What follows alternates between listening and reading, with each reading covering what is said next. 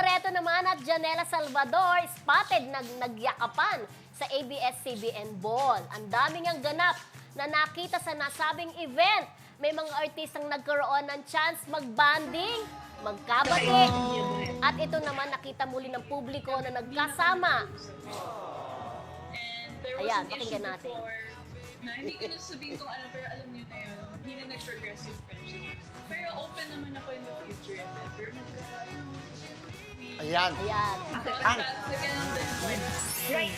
Yun na yan ni Janela. That was before, years ago. Na parang, diba? Kasi nung gumawa kasi ng serye dati, itong si Julia Barreto with ex ni gumawa pa ng serye itong si Janela Salvador. Saka si Joshua. Nakapareha niya ang ex ni Julia na si Joshua Garcia. Parang sila ng pinair, di ba? Parang sinasabi, ay nagkakagusto ang dalawa, nagkakaanuhan na, di ba? So parang yung nga, siguro naging issue na rin yung sa kanya na huwag ka magbatyan. Sabi nga niya, nung interview niya before Hindi ni na sila Janela, nagkikita. hindi sila nag-uusap, Hindi na sila diba? nag-uusap. Pero yun nga, pero ang maganda dito kay Janela, siya yung nag-effort eh. Oo. Pero may ilangan factor ka sa party ni Parang Julia. parang nakita diba? ko talagang ginanon siya ni Gerald. Tapos parang hiyang-hiya naman si Julia, 'di ba? Nakita natin sa video. Si Janela na lang talaga Siya. yung yumakap sa kanya. Si kinukuha ni kamay Oo. ni Janela si Julia, parang Correct. siya yung nagsasabi, lumapit ka sa akin, wala na. Kung tutusin, wala naman naging issue sa kanya.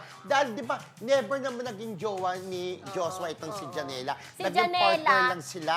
Alam mo ba, si Janela, si Julia, kasama pa ng mga sikat na mga ibang artist ng Star Magic, nagkaroon sila ng segment before, ng grupo nila. Okay. Parang It Girl din dati Oh, nila, It Girl siya, nila usayawan. Tony Gonzaga. Nagkaroon sila ng ganyan sa ASAP, kaya naging close talaga sila. Oo. At alam naman natin, hindi maganda rin yung paghihiwalay ni Julia at saka ni Joshua. So nagkaroon din talaga ng mga di ba, epekto talaga nung di ba, parang si Janela, pinarehan na kay Joshua. Oh, mga parang ganun. ganun nangyari. Oo. Kasi since ka-partner, Oo. di ba, parang, ay, lalayo na muna ako dito.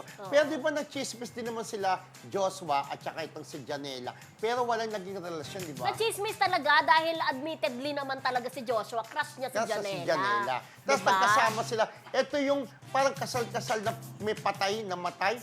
Ano ba yung serye? Killer Bride. Killer Bride. O kasal-kasal na may Ikaw talaga. patay-patayan, di ba? Oh, Killer yes. Bride.